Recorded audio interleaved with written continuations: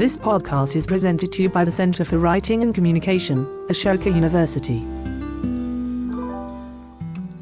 So, hi, hello, welcome to this podcast. We have with us Vivek Narayanan, and I'm Souradeep, and I'm also joined by Uday. Yeah, that was late. Sorry. So, just by way of introduction, Vivek is a poet. He studied poetry in the States, but apart from the official introduction that you can look up on any website, what is interesting about Vivek is that he also self-identifies as an Indian poet, as an African poet also, and as an English poet, most certainly, because he writes in English. His previous two books are called Universal Beach, and the second book is called The Life and Times of Mr. S. He is currently working on this Ramayana project, 4 books of what he calls a writing through of the Ramayana. Welcome, Vivek, to the CWC podcast. Thank you. I should say, by the way, I'm not sure I self-identify as anything, but I suppose there are different traditions that one plugs into. Right. So I thought Vivek will first start with, this is just a prelude to some of the discussions we'll have today. So just by the way, we're doing this podcast just before this particular reading that Vivek is going to do at Ashoka University. The CWC is hosting it. And following the reading, we will have a question answer session. So this is not really just by way of some of the questions or things we'll be discussing, it'll be more detailed, I think, the public session. But I think today, now we can sort of talk about your overall work and your approach to writing and not just the Ramayana project. So Vivek, I think in one of the early interviews, actually Nether, I looked up Nether. So Nether was this Uday, this really cool magazine that Rohan Chetri, Ishita Bal, and two Divya and Divya Nadkarni, and so there was one more person. Yeah, I can't recall, but there was one more. So the 4 people in University of Bombay, and at that time they ran this really super cool magazine, and a really avant-garde and interesting work there, and some interviews which are very rare. Like now suddenly they have a certain value. Like there's this long interview with Eunice D'Souza that I found there. And anyway, so I found Uday writing, interviewed there, and there was one of the things that you write, and you say something very passionate in that interview. You say that the Indian English tradition might be a minor tradition, but it is your tradition, and you will do whatever it takes, and you will scoop up certain histories within that tradition, and you'll give yourself completely to that tradition. So you've been reading for a long time, and not just the Indian English tradition, but several other traditions. But when did you think that you have a place, a special place for that tradition itself? It's a good question. They've said that the books of poems that gave me permission were 2 anthologies. One, an Indian English poetry anthology edited by Salim Piradina, and poetry from Black Africa, edited by Wole Soyinka. And so these were there at more or less the very start of me trying to write poetry, me trying to feel like I could write poetry, and so on. But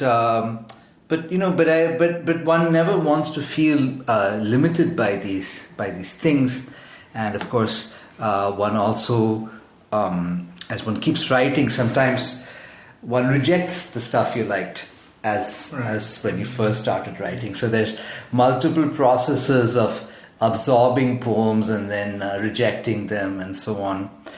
And I think that my connection to Indian English poetry on one level also happened in 1992 when I came back to India and met other Indian English poets, including Ranjit Hoskote and others, and one felt included in something, and I think that's what's. I'm not a big fan of kind of nationalist poetries or national poetries, but one thing that's interesting about the Indian English community is that it's very inclusive and that it's not necessarily defined by race or location, or it's a connection to different things. So that was one moment. And another moment, I suppose, is an ongoing movement, a kind of a strange thing that I think I said in that same interview that what I realized at some point is that some of these other poets, whether it would be Adil Jasawala or Arvind Mehrotra or Yunus D'Souza, that even if I wrote in a very different way from them, that I was stuck with the same bullshit, and so it was the sense of having to deal with the same BS was what kind of brought us together, and so often there is a sense of sitting down to write and feeling like one is just starting from scratch, only to find after some time that no, actually this actually does link up to these other things that other people have done. So this whole question of translation is how that happened. I didn't realize that I was writing in what I think is a kind of unique tradition of relating to translation in Indian English poetry until after I had done a bunch of it. Mm-hmm. So some of these things are kind of influences on us, not conscious influences or even conscious attempts, but things that end up working on us. Perhaps just by virtue of the circumstances and how we are read by others. Mm-hmm. So I've always been read as an Indian poet, even though I don't necessarily feel like one. So perhaps that has its influence as well on me. Yeah. Could you also tell us what you started out writing poetry? Did you start out with poetry itself, or were you writing other short stories, or did you attempt something in between there, or how did you basically take your first steps? So just by way of introduction, again, I'll just step in. Vivek has a proper degree in creative writing from Boston. Yes. Yeah. So he's finished. But that came much later. Yeah. I mean, when I started writing was as an undergraduate, and I wrote almost simultaneously fiction and poetry. Okay. It was only much later that I actually more or less stopped writing fiction. Yeah. Okay.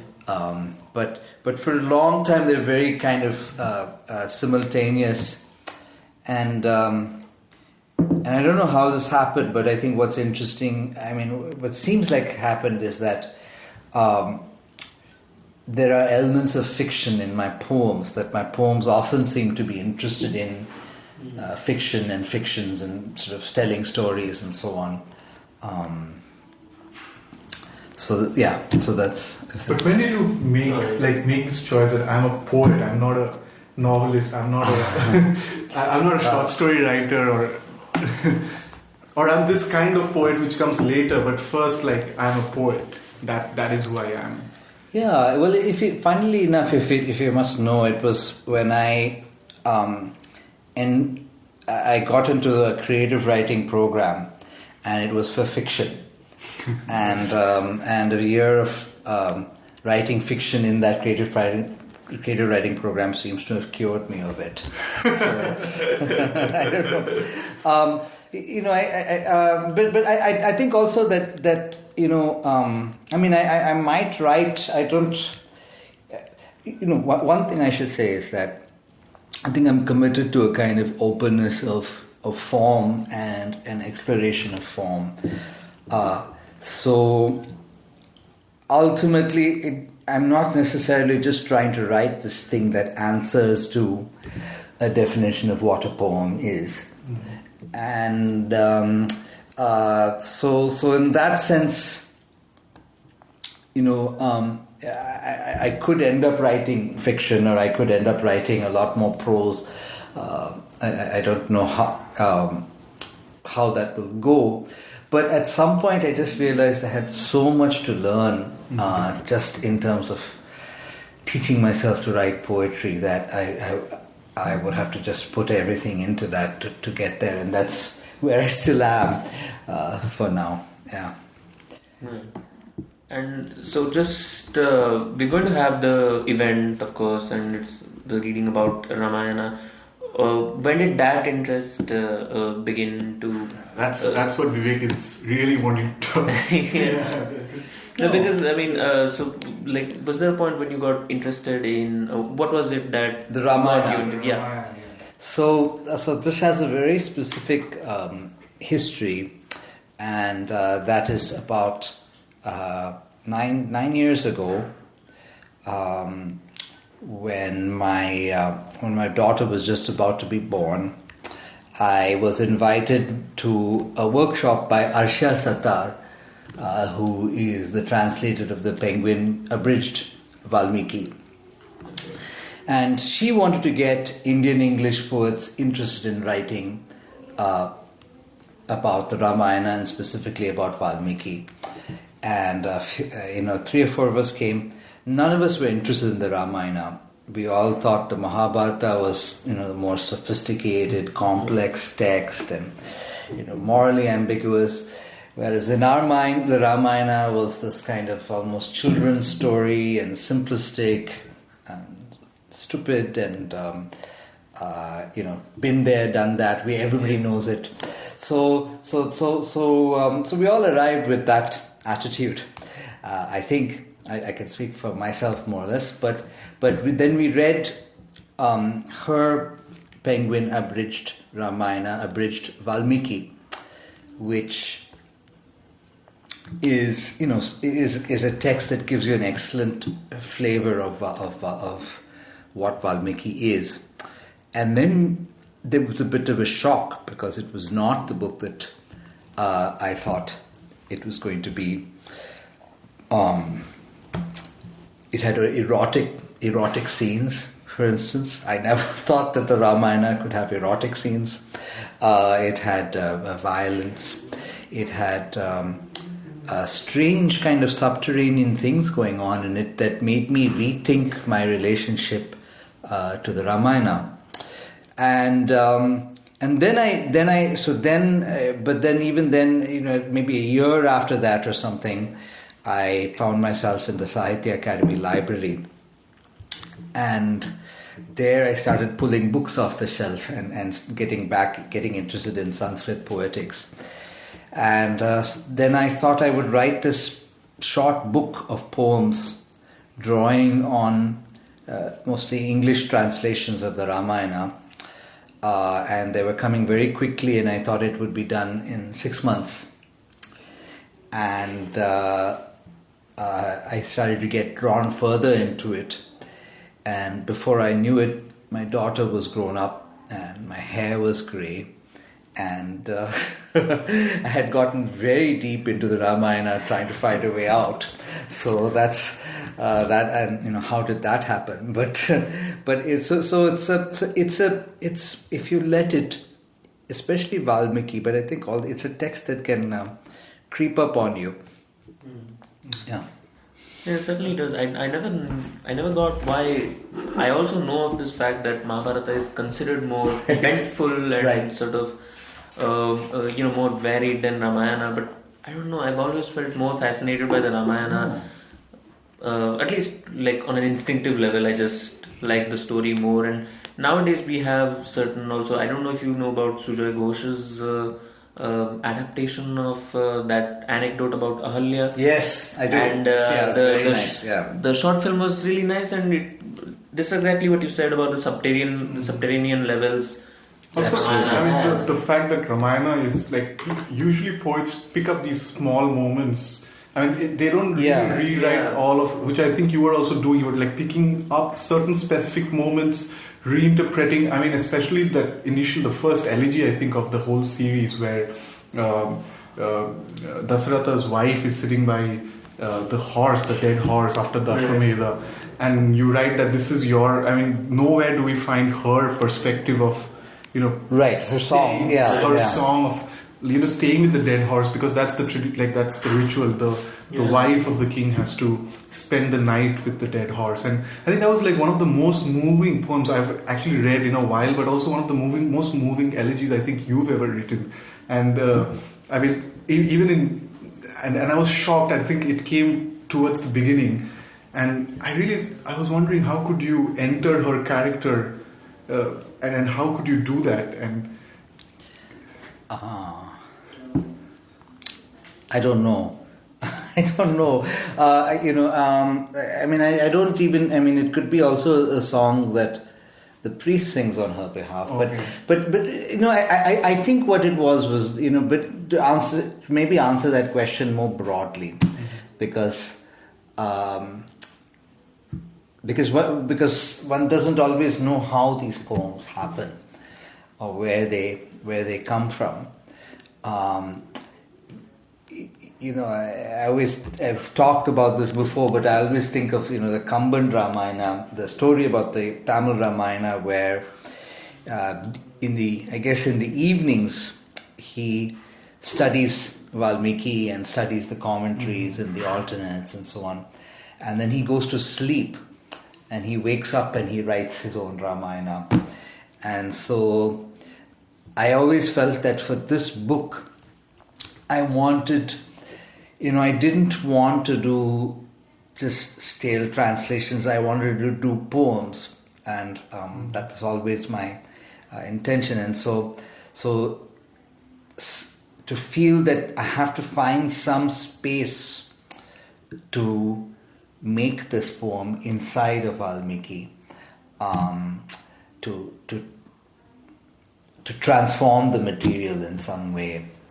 And sometimes that begins, very often it begins with a close study of the passage, but I don't want to end there, and so I want to find, I'm always trying to find a way in, and as often with poetry, maybe it's a question of song.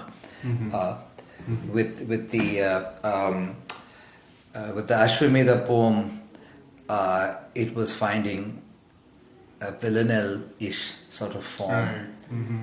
And then it kind of happened. So it's as I say, sometimes I feel like almost that I'm just some kind of instrument that the Ramayana has picked up to write itself, or to kind of continue the process of writing itself.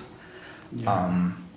In fact, one of the early, in the second book, the first book also has your voice, like your distinctive voice, especially the Nasik poems. So I think maybe we'll talk about you going, because the poems suggest that you went to Nasik and explored the place. But also in the second book, towards the beginning, you have these very lovely lines where you say, if I were writing in Sanskrit, I'd open with landscapes of ravishable beauty, rain lashing hard in sheets, the ground unquenched and electrified, the flora in long careening lists. And then you actually have the list. I can't read these out. Sala, Tamasa, Champaka, Ankola, Ashoka, Ashwatthema, Biribilva, Churnaka, Champaka, Karnikara, Chava, Gajapushpi, Kakuba, Kuravaka, Kutashalmali, Nagavriksha, Paribhadraka, Priyagu, Pumnaga, Shimshapa, Tanda, Shayesha, Tinisa, Uddalaka, Vanjula, Vasanti. Okay.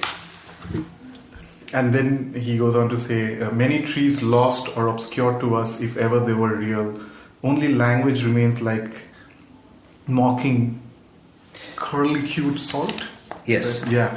So, I mean, you have the Sanskrit text come in, but it almost seems that because you're writing in English, I mean, sometimes the sort of lines expand, and then there are poems like this one where the lines again condense, and there's something about the English language which I feel that doesn't allow, this extravagance, that the names, just the names of the trees you keep.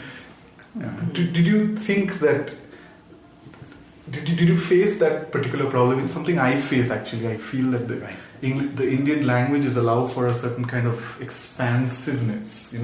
Like a sentence can be really expansive, whereas a good English sentence almost seems like a short, crisp one.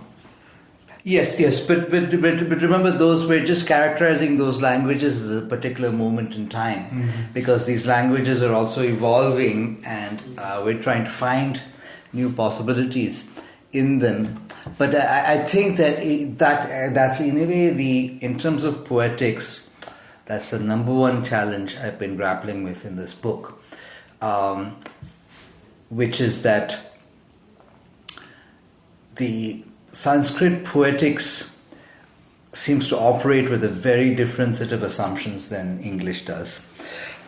English, perhaps, it has a kind of empirical slant. It wants to describe reality in some way. I mean, this is a cliche of the English language, but sometimes you feel this pressure. Like, for instance, you feel a pressure to condense, to simplify, to make things kind of tighter. You're always one sort of moving in that way, and that's also something that's valued in contemporary English poetry. Whereas I think that with Sanskrit there is much less concern about whether language is describing the world accurately or not. Okay. Language is almost a kind of autonomous space that has its own power, and what they seem to be interested in is how they can work on the body of the listener. What kind of effects, what can they do to the listener using language? What are language's sort of suggestive capabilities? So in that sense, I think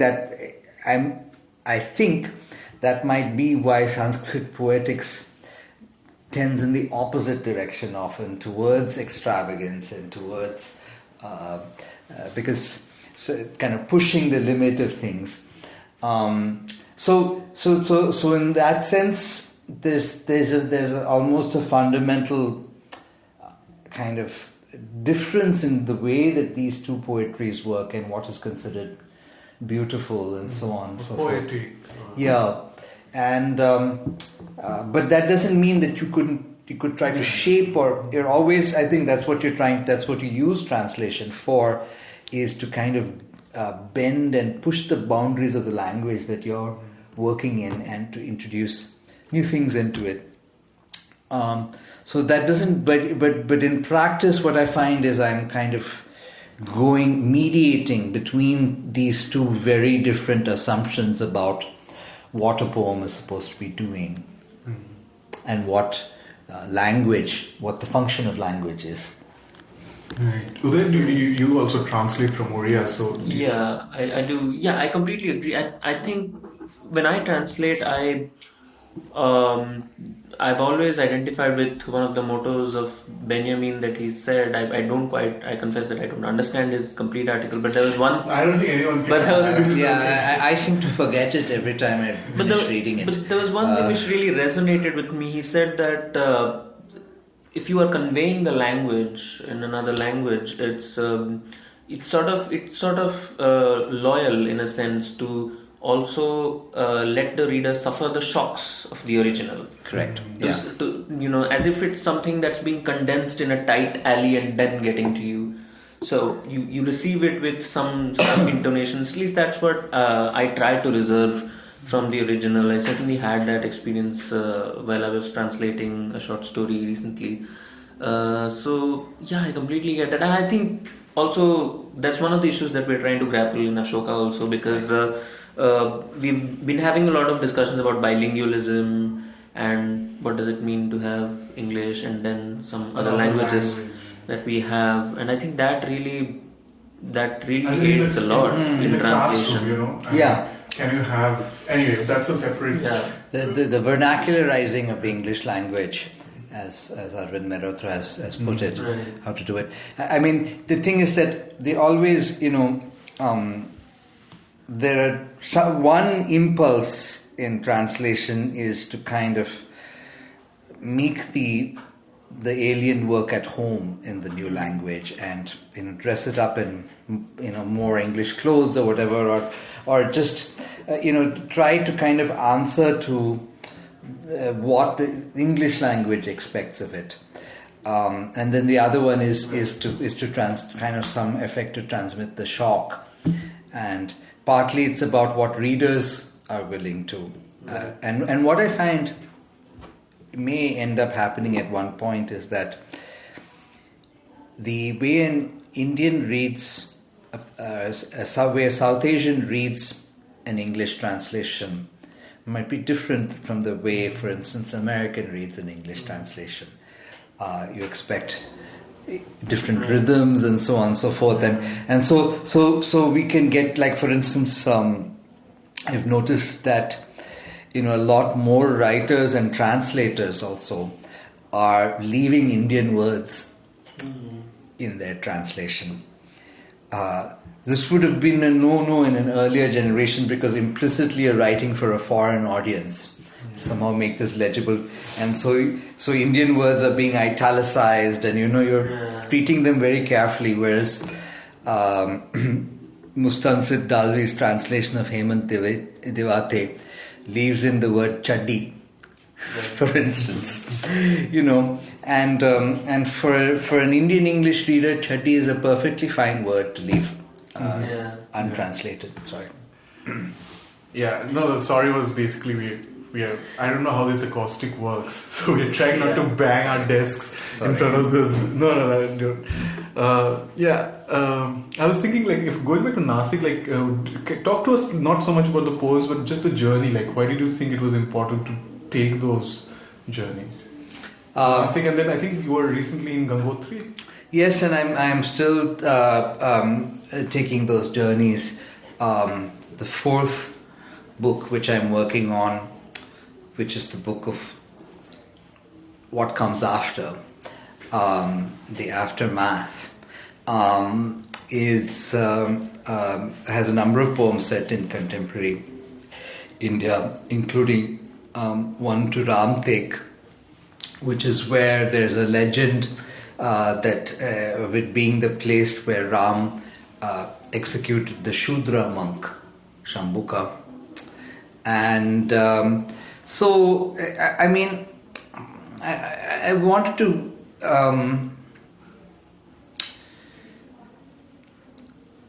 I've been basically one of my methods is to take Valmiki and put it in conversation with different kinds of things. My own voice, for instance, but also anything else that I can put it in conversation with, and so the things of Nasik where there is a living tradition of it being one of course many places claim to be where the Ramayana happened. Nasik is one of them, and if you look at the stories in Nasik, they all are coming from the Tulsi Ramayana, not the Valmiki, which means they probably date to the 17th century and not before. But so it's not a question of kind of these being in authentic places or not. But I'm interested in the way that people localize the myth, right? How they tie this poem or the story to a landscape around them. Kritibash, who puts the trees of Bengal into his Ramayana, and so that's one of the sort of inputs. I think of them as inputs. So I have one input coming from which is fairly literal translations of the text, and those help me kind of reconstruct it. And then I have another input coming from these kinds of living traditions. I have an input coming from a history of Indian painting, because especially some of the Pahari painters are reading the text very closely. And then I have an inputs coming from elsewhere. Luz and Guattari's Thousand Plateaus. There are all sorts of those things which sometimes I bring in explicitly and sometimes I try to sneak in and camouflage it. Yeah. Yeah, I saw you sneaked in Magad also. Yes. In the text. Yes. Magad is a translation. Like, it's a poem by Shrikant Verma, but a translation that our friend Rahul Soni worked on, and which Vivek actually was one of the first readers, and one of the probably you were one of the editors. Like me. Yes, so that's correct. Yes. So there's a place where, I mean, it's a funny way in which you place Magad. I think it's here, somewhere here, but yeah, and you actually say Magad whatever. Oh yes, yeah, yes, so yes. he actually has a number of places, and don't forget to search in places like Brahmananda, Videha, Malava, Kashi, Kosala, Magad, whatever, provinces like Pudra, Anga, Kushakara. I mean, right. It's in the speech, it's like almost as if, this is not really the most important place, but these are the other places, but right. whatever, I'll still put it in there. That is actually, that reference to Magad, funnily enough, is actually there in the original Valmiki text. So it's... Yeah. No, but I just felt like the fact that you put Magad in a separate line. Yeah. I mean, somehow I felt subconsciously it was... I mean, you're reading Valmiki, and there are long lists of things. There are lists of trees, and it's my understanding a number of them we don't really know what if those trees correspond to the trees we know today or what they are. So again, to go with the theme of sort of reality not being the most important concern in this poetics, empirical reality. You don't know whether the things being described are real or imaginary, and so every now and then, and also you don't always know what, because then people try to interpret these things through lexicons. Right. And translators, and by the time the people doing the commentaries come along at I think starting somewhere around the 13th century, it's already such an old text that they're not always sure how to read the text. Yeah.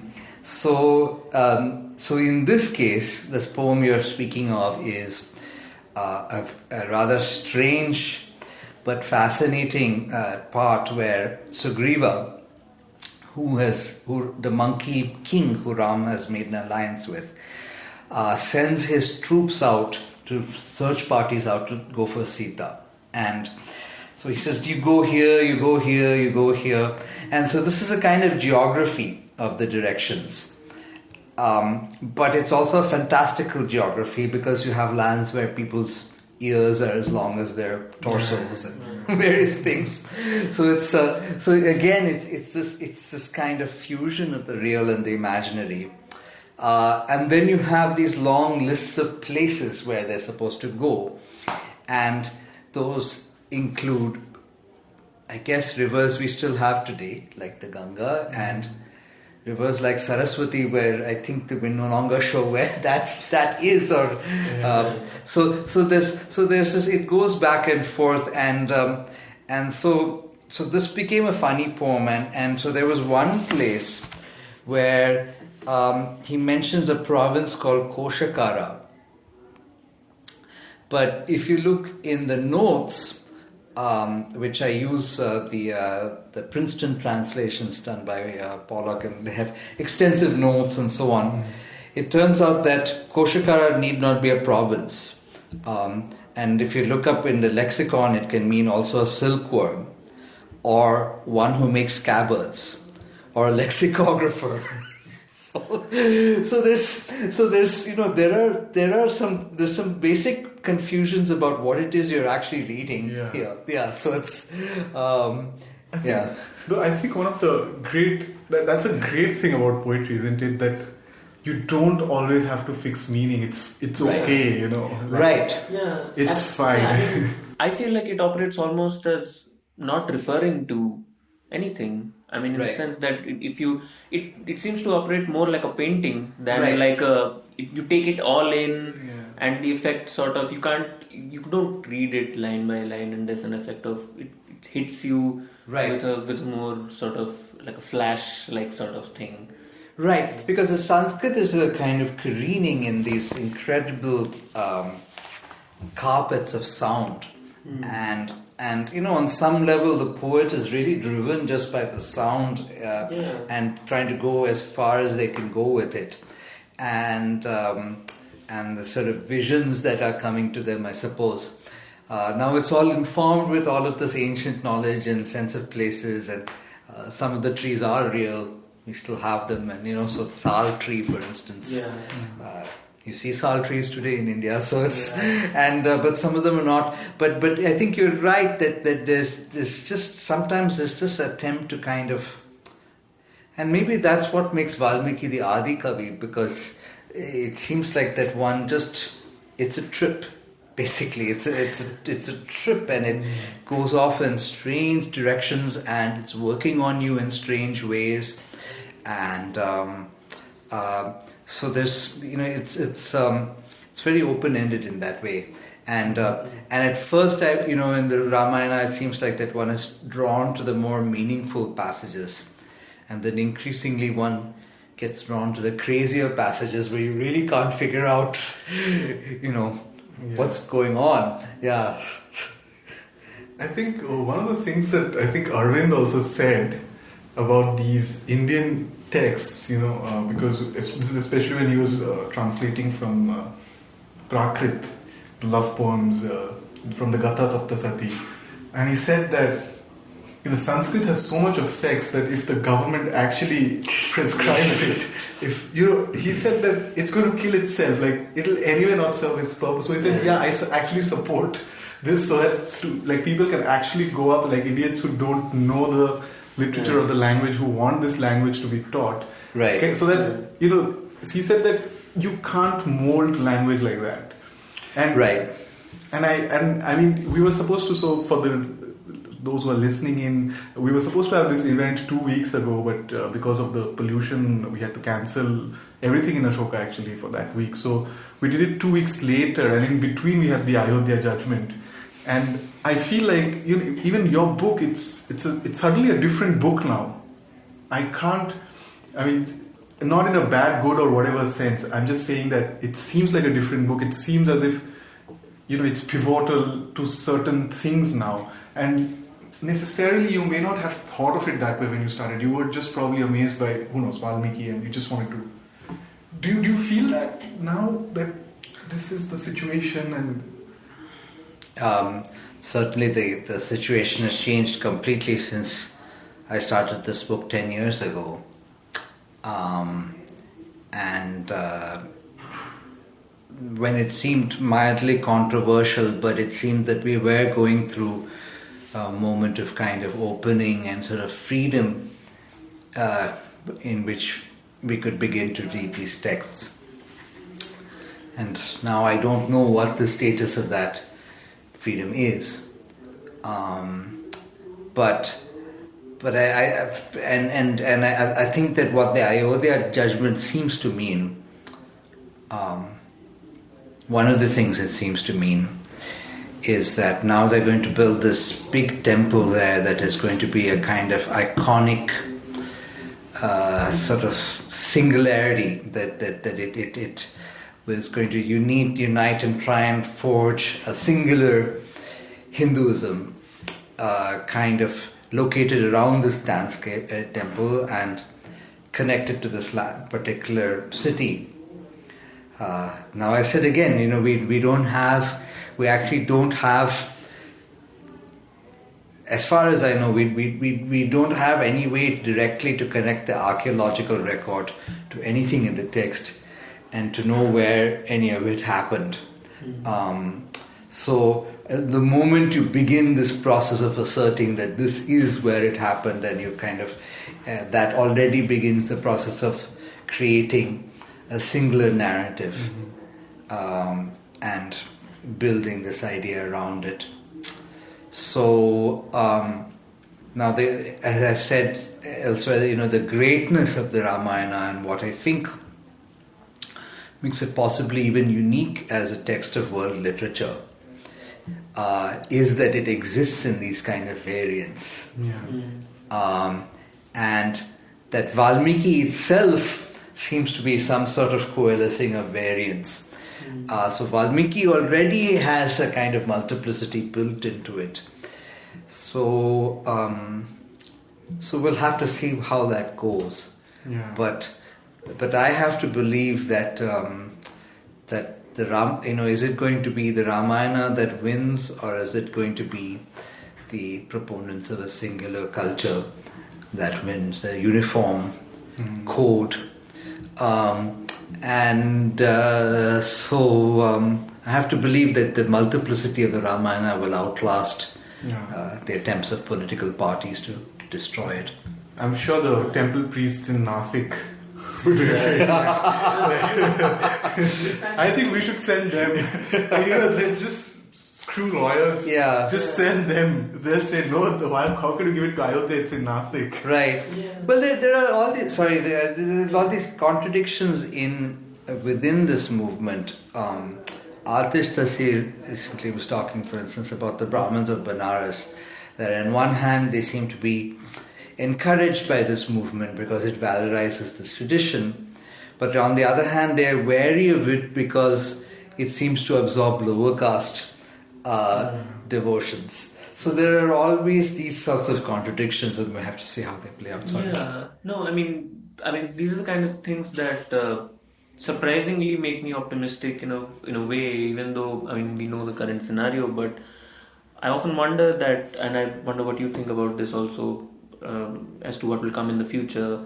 There is that great multivalence in Ramayana that we all appreciate, and we know that it registers on so many levels, and that sort of makes you hopeful because there are so many narratives.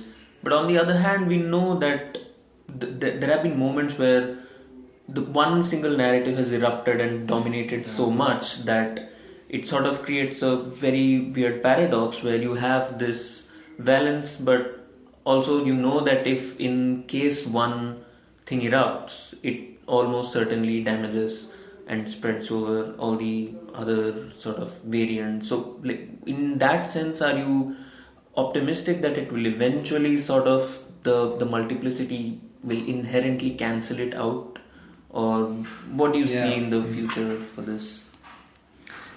I'm not a soothsayer either, but I think that I think you put it well. And perhaps you can even see cycles of Indian history that go like this. Attempts to impose a single idea of the caste system, for instance, which then gets resisted and then comes back and so on and so forth.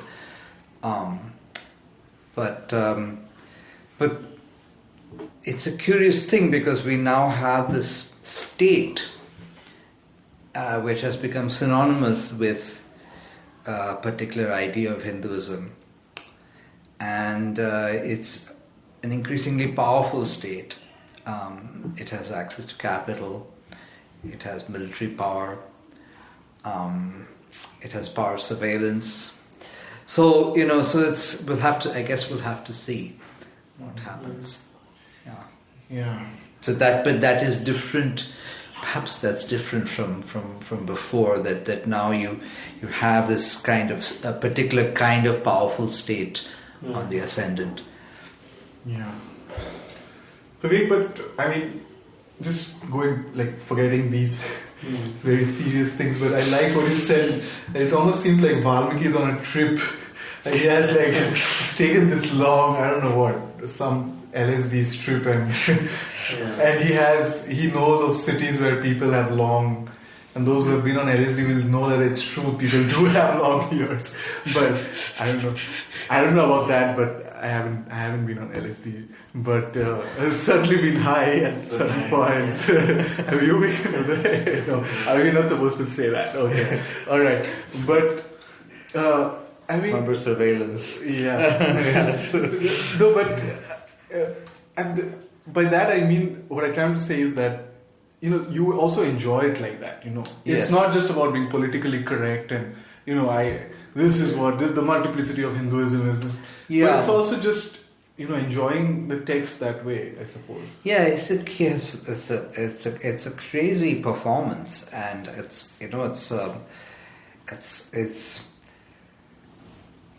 wild things come out in it, and it's an incredibly varied performance. Mm-hmm. So there are places which are very, very loud and which are very quiet, and places which are just very crazy. There are places which are stomach churning. There's places which are disgusting, and so it sort of covers the gamut that way, and yes, it seems to be coming from and operating on some kind of subconscious level. Sometimes it seems to be. There are erotic scenes in the Valmiki, but I have often felt throughout the text there's a kind of erotic, wild erotic energy in it, and that in turn, must be coming from the Indian popular tradition, the Indian folk tradition. That's where you see these kinds of crazy things. Folk performers and storytellers. Mm-hmm. I feel like it's not the feeling of the Shastras. This is coming from somewhere, another layer of Indian society. So just one last thing, I was just going to ask you about your writing process. Just if there's a day of writing that you look forward to, how do you how do you prepare for it, or do you just start and then how do you modulate your day according to your writing process? Does it come poem by poem, or is it a theme that you're working on, or? Yeah, I mean, one is wary of answering these questions because everybody finds their own writing process. But I like to work in the mornings. I like to. I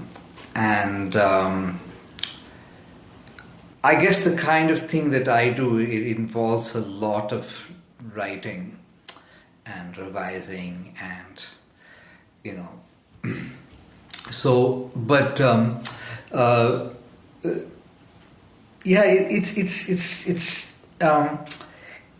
it's difficult, right? Because this is not, at least in this project, it's not a kind of lyric poem where you call it up just from inside you. You also have some other things that you're drawing from, and a very specific text that you're drawing from, and that can be comforting, because if nothing else, you can keep going back to that. Right. But then you have it's this struggle between inside and outside that if you're doing, and this is essentially research-based work, maybe perhaps too fancy a name for it, but that's essentially what it is. And so then you have this material, research material, but then it has to become something else. Yeah. And you have no idea what it's going to become. Yeah. And so then there's an aspect of really just kind of fooling around and letting your mind drift and letting things like meter and sound take over. So you're not thinking. So it's kind of goes back and forth, and in those processes.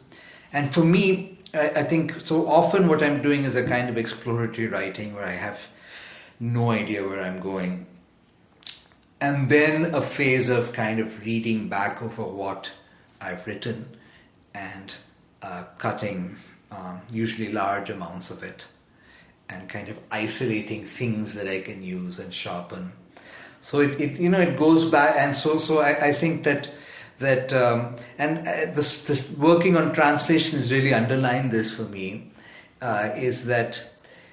That reading and writing have to kind of happen in a kind of tandem, and you have to be reading yourself as much as you are writing. You have to sort of go back and forth between those two positions. And as far as the Valmiki is concerned, on that point, I find it's very strange because, well, first of all, I don't really have Sanskrit. I can read the script and I know the tunes to recite the shlokas. I know a tune to recite the shlokas and I can feel it click in. But then I'm working with multiple translations, dictionaries. So it's a very, very laborious process to kind of get inside a certain passage, and involves sometimes memorizing lines and things like this. And so at first it's like a kind of forest. Right. And even if you have an English translation, it's still a forest because you don't know really what's going on there. And so then in this process of making my own translation and then working with it and shaping it and thinking about what other texts could inform it, kind of shaping the poem, by the end of that process, I've written a poem and then I feel like I've truly read the original. Right. And so the process of writing was also a process of reading. And now that I have, at the end of it, I've arrived at the reading of it, then it's very hard for me to see that passage in any other way. So it's a strange kind of what would be the word, symbiosis or something like that between writing and reading. Right. And I think that's probably true for any kind of creative writing, certainly kind poetry. Of leaks one into the other, so one right. thing leaks into the other, and then ends up shaping one thing, and then that ends up shaping the other, and then it goes on like that.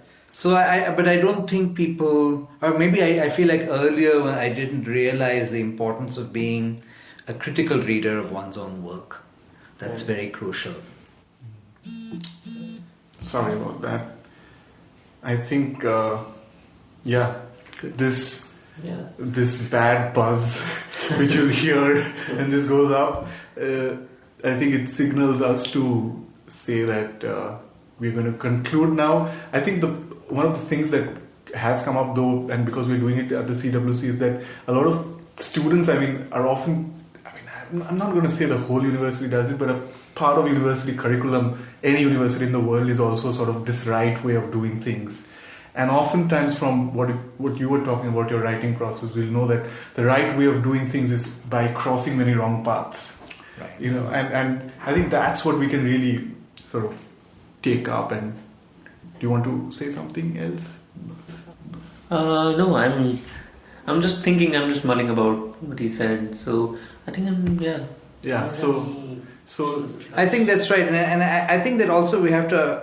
What I feel that we have to somehow make poetry part of knowledge. That poetry is not just something that happens. That that the poetic mode, which is this mode of freedom and taking wrong paths and going down paths where you don't really know where you're going. That all of that has. I'd like to hope that this text can speak back to scholars and say that, look, that creative writing or quote unquote creative writing or poetry can have something to say back to the disciplines. Yeah, definitely. Absolutely. Definitely. Okay, so thank you very much for tuning in. We'll have some nice music playing after this. We don't know what that music is, but goodbye.